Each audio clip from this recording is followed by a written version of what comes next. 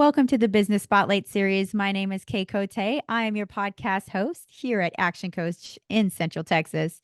Today I have on Amy Colton, founder of Divorce Made Simple, as my guest. Today we're going to be talking about her business, her journey to business ownership, challenges and best practices, and really share a sneak peek what it's like to own and operate a business.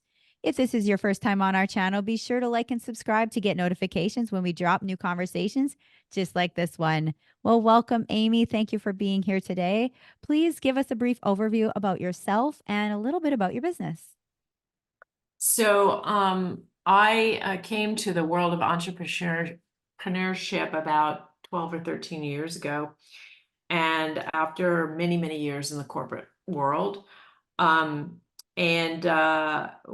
I'm a wealth advisor, I'm a certified divorce financial analyst and a family law mediator.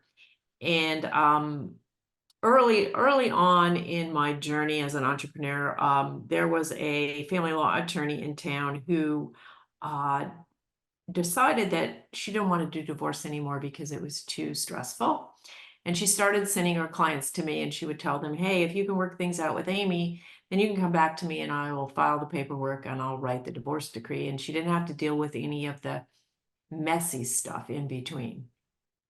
So when I started doing this, I realized that there was a huge need for this, and that the process of doing it this way was so much more time efficient, cost efficient, and more amicable than two parties going out and hiring attorneys and letting the attorneys hash things out. So over the years, I've perfected this. I worked, like I say, both as a financial advisor and a family law mediator, helping couples and individuals get through the divorce journey with more knowledge about what they really fight about, which is the division of assets, and having a financial advisor who understands divorce, the nuances of divorce, and also understands the financial and tax ramifications of these decisions that they're making today that will affect the rest of their life. So I really am very passionate about helping people go through this journey and educating them, because most of those people are going through it for the first time. They don't know what questions to ask, and they don't know what to expect on this. So my goal it really is just to make sure they get through the divorce journey as quickly as possible, spending as little, not depleting their assets, and moving forward to the next chapter of their life in a positive way. That is very well needed in today's culture, especially, and seeing so many people go through it and not really knowing what to expect, especially with the financial side of things, like what this means for them as individuals. So I think that's a very, it's a great resource for people, the business that you started. So like generally speaking, what does your current ownership structure look like? You're the sole founder, but are there any outside investors or partners that you work with? No, when I started the business, it was a partnership, but I bought my partner out. And so now it is just us, basically, it basically is well, it's an LLC, but it's a sole proprietorship, really. Okay. When you look at your role currently, how many hours would you say you spend working in the business, like the job of what you do, as opposed to outside the business, like the strategy, the planning, like the building of the business itself? Well, I subscribe to the concepts in Traction, which by Gino Wickman, which basically is a blueprint for the entrepreneurial business. And so we do have weekly meetings. I have a team, it's a small team, but I have a team where we do status meetings of the business every week. We do yearly planning and we do quarterly planning on what our goals are for the business, what our core values are. And so basically follow the Gino Wickman Traction blueprint, like I said. Mhm. And, you know, so every year we look at, we have a 2-page business plan and we follow it. Mhm. And it breaks it down into quarterly goals. So every week we look at what those goals are and what the obstacles are that we're facing, and we try to come up with ideas to, you know, overcome the obstacles. Definitely. And you kind of gave a brief of your your business in the beginning, but I want to know deep dive into why do your clients and customers choose your services? Because it's a more time efficient, cost efficient, and more amicable approach to divorce. So if you think about it, I'm getting divorced and I go and hire an attorney. So my husband hires an attorney. Now we have relegated those conversations to the 2 attorneys. And every time we go back and forth and have a conversation, the attorneys charge us money. Mhm. And so it takes more time and it costs more money.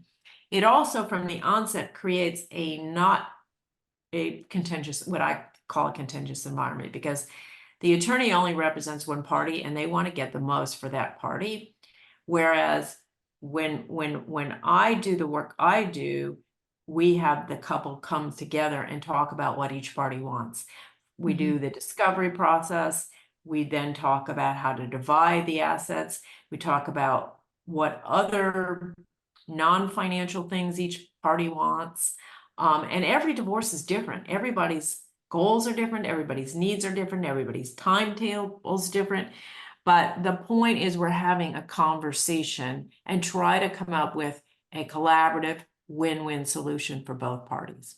And it Mm. really doesn't matter if you are in a state that's community property or equitable distribution. Everybody wants a fair split. Yeah. Yeah, that's very true. Would you say there's any competitors out there with how you are with your services? And if so, how do you stand out amongst those competitors? Well, there are a lot of certified divorce financial professionals, and it's a certification for financial advisors or accountants. Mhm. And there's a handful of them in the area.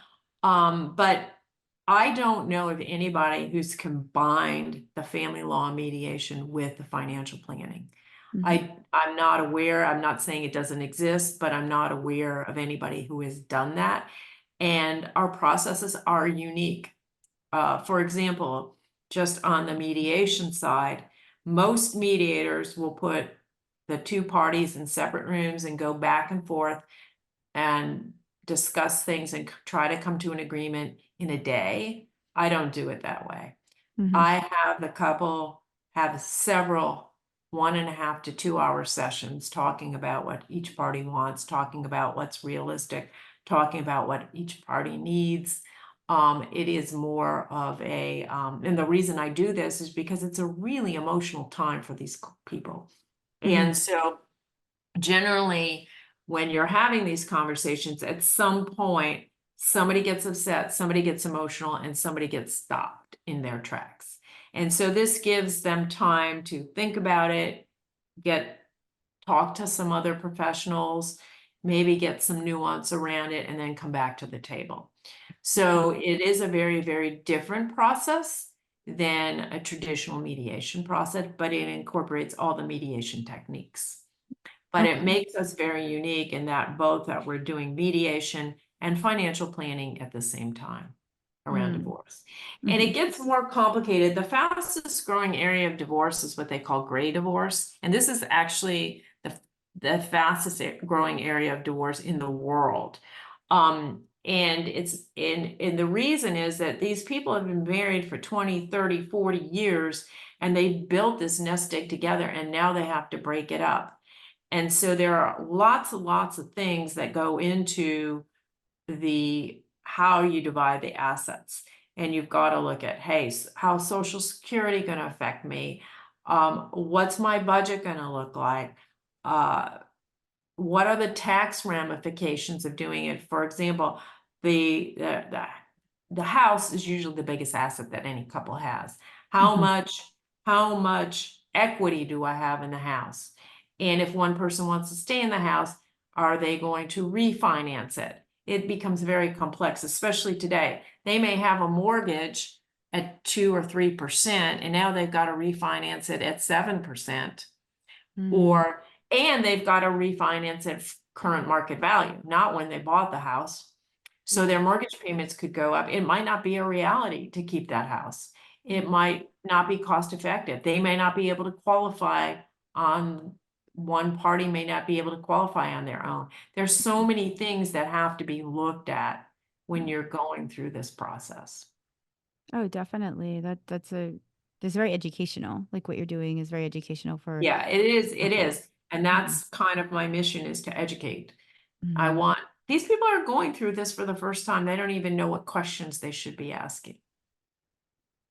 Oh, completely. I completely can relate to that. And that kind of leads me into, the topic of marketing, which every does differently.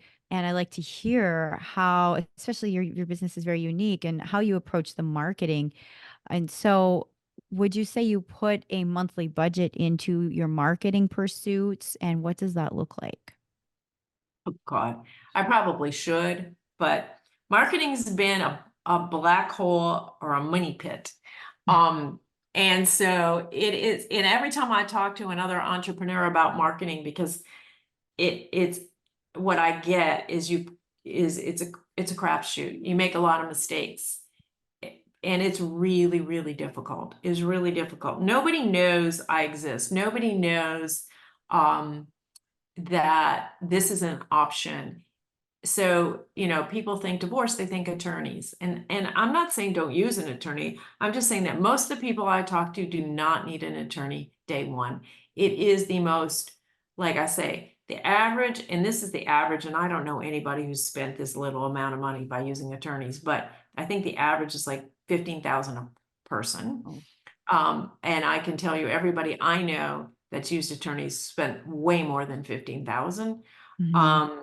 But the average, and it's a national average, is about 15,000 a person and takes 12 to 18 months.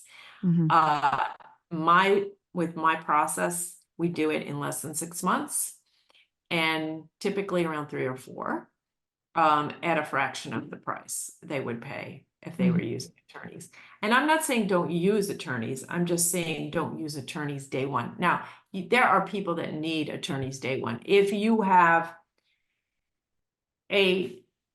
somebody that may cause violent and you're concerned with your life, you need an attorney day one. If I had a client whose husband shared a business with her husband, and her husband was blowing up the business because he didn't want to pay child support and he didn't want to show how much money he was making, so he was trying to make the business go away. She needed an attorney. There are always going to be certain situations where people need it, but most people that I talk to do not need an attorney, and they're much better if they put together what I call a divorce financial plan before they hire the attorney. Definitely. You hear that a lot, I- a lot of couples just probably they just want to out of the marriage. They don't want to fight. They don't want to, it's more amicable than, the struggles of the more severe cases. So I see there's a huge market there for those couples. But So back what to would, your original question about marketing. I've spent a lot of money on marketing. Mhm. I've spent good money and bad money. I mean, I used a marketing firm. I've used 2 different PR firms. I have currently am using I'm doing a professional video with a somebody who's going to who does interviews on TV. So I'm spending a lot of money uh on trying to get a name for myself in this arena. That I also wrote a book which isn't published yet, but be out this year. And I will probably engage a woman to help me with the marketing of the book. So it like I said, I've spent some money wisely and I've spent some money unwisely, but from everybody that I talk to, it is it's basically you try it and see if it works. It's like it's not the approach I would like to take. I would like to have a much more streamlined approach to marketing, but it is the one area of my business that I struggle with the most. That's, that's very honest too. And it is something that a few other business owners that I've spoken with have had the same marketing struggles. It is trial and error. There's different approaches that work for different types of businesses. How would you say that word of mouth and referrals are in play That for has you? been the biggest source because I ask everybody, how did you find me? Hmm. Okay. Um, and I have been quoted in a lot of like publications, ARP, CNBC, Yahoo News. I've been quoted a lot. Every once in a while, somebody sees the article and calls me, but 9 times out of 10, it's a referral-based business. Hmm. Talked to 2 people this week, both one guy I talked to today, I asked him how he found me, and he said his a friend of a friend said to call me. It's like, so past clients. Yeah. I think that friend of a friend was a past client, but I don't know who. But I did a podcast a couple of years ago, and last week 2 people from that podcast called me. So you just never know. It's kind of like, but I would say that most of my clients are referrals Okay. for either past clients or somebody who's heard of me. But I still continue to do the marketing thing because I'm trying to get a broader I get a broaden that this is an option for more and more people. Hmm. And a lot of people don't know it's an option. I would have a year ago would have loved to, know about this. Yes, I hear that a lot. And when I tell people what I do, they go, "Oh, I wish I would have known you when I was going through divorce." Yes. I have a couple of friends right now. I'm gonna send your number to like we're kind of diving back into, your journey as an entrepreneur, talking about you. What is something I would say like a memorable roadblock or hurdle that you had as an entrepreneur, and how do you overcome it, and how did that change your growth as an entrepreneur?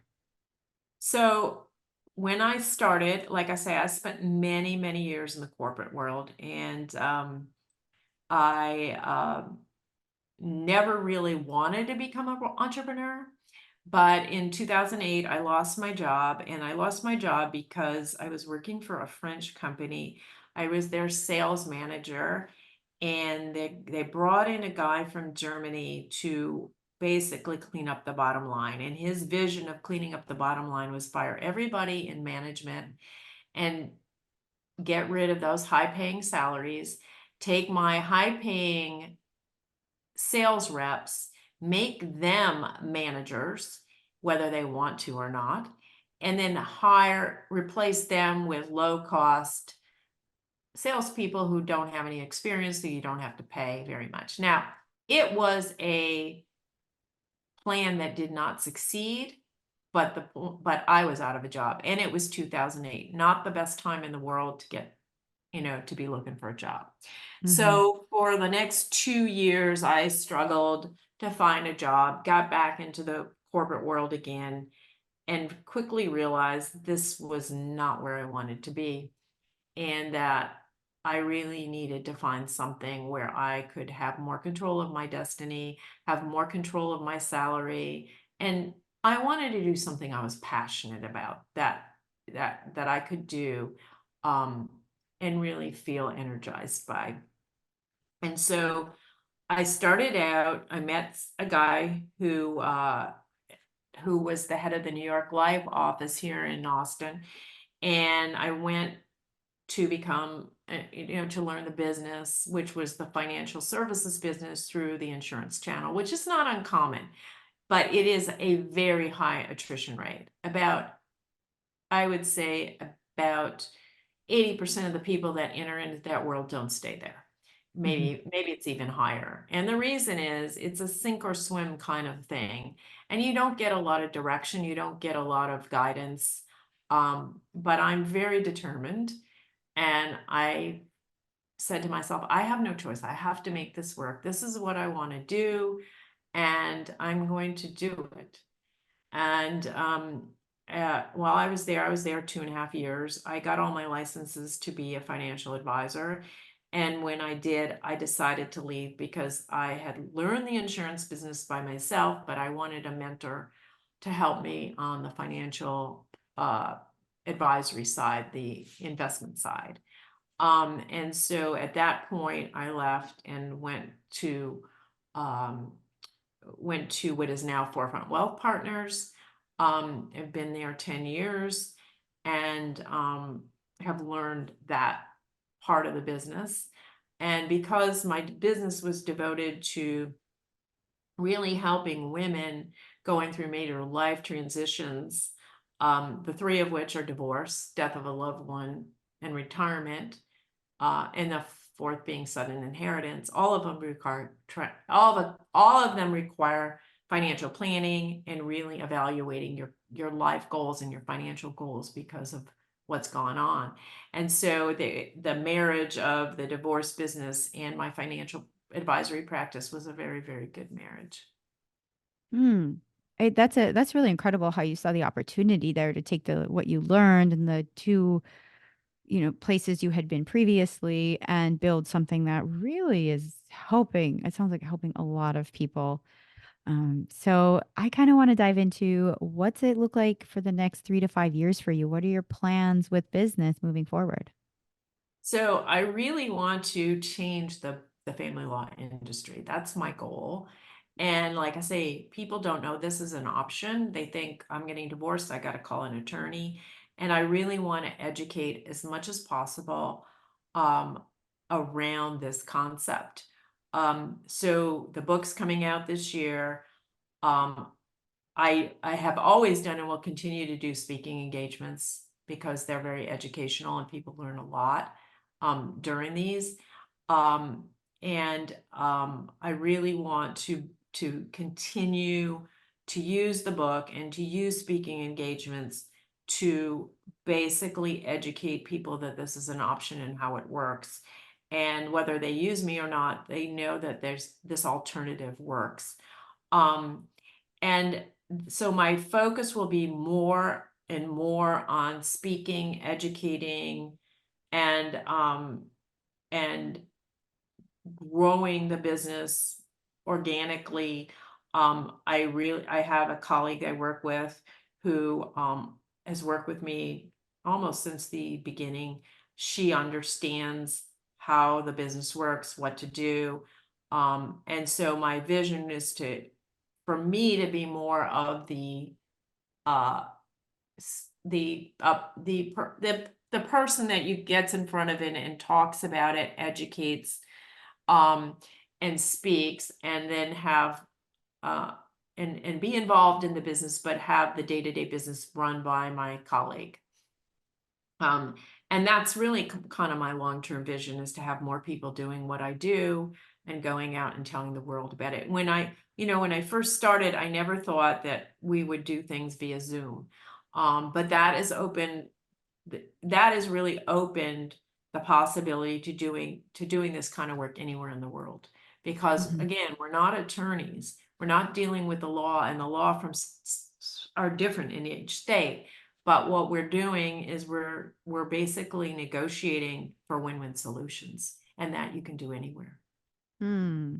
That's so true. That's really powerful. And, we've covered so much ground in this conversation today. And like for anybody listening, I'd say like watch this a couple times through, listen to this a couple times through. There's a lot of great nuggets in here. So as we're kind of beginning to wrap up our conversation, I have a few rapid fire questions for you. These are quick, top of mind, top of head answers, and we have four of those questions. So I'd like to start with question number one. What is one key to success for you? Uh, the one key for success for me is don't give up. Do not give up. Just if you're determined and you know this is what you want to do, just go after it. Very true. What is one piece of advice you would have for other business owners? Get a mentor.